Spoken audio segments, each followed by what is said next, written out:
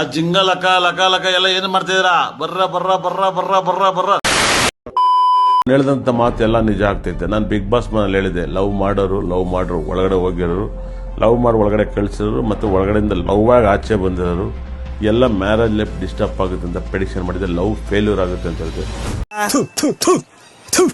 ನಾನು ಕಣ್ಣೆದ್ರಿಗೆ ಇದ್ರೆ ಶೂಟ್ ಮಾಡಿ ಸಾಯಿಸ್ಬಿಡ್ತೀನಿ. ಇರಿಟೇಷನ್ ಕಟ್ರಿ ಕಳ್ಸಿ.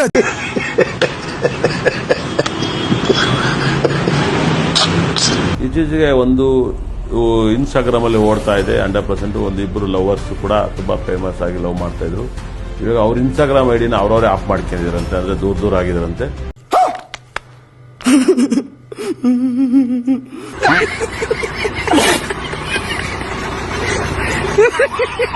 ನಾನು ಕೇಳ್ಪಟ್ಟೆ ಏನೋ ಮತ್ತೆ ಒಂದ್ ಮಾಡಕ್ ಒದ್ದಾಡ್ತಾವ್ರಂತೆ 100%. ಹಾಗಾಗಿ ಬಿಗ್ ಬಾಸ್ ಮನೆಗೆ ಹೋಗೋದು ಒಬ್ರು ಬರೋದು ಒಬ್ರು, ಅಲ್ಲಿ ಜೋಡಿಯಾಗಿ ಹೋಗಲ್ಲ, ಜೋಡಿಯಾಗಿ ಇರೋಕ್ಕಾಗಲ್ಲ.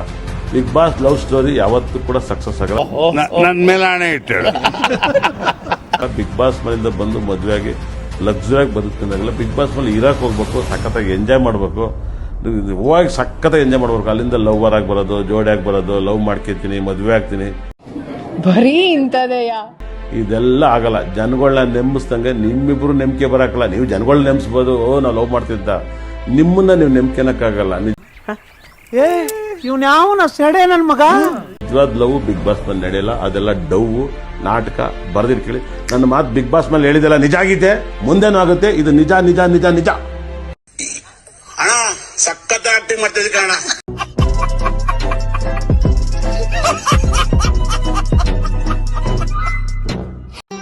ಮತ್ತೆ ಭೇಟಿಯಾಗೋಣ.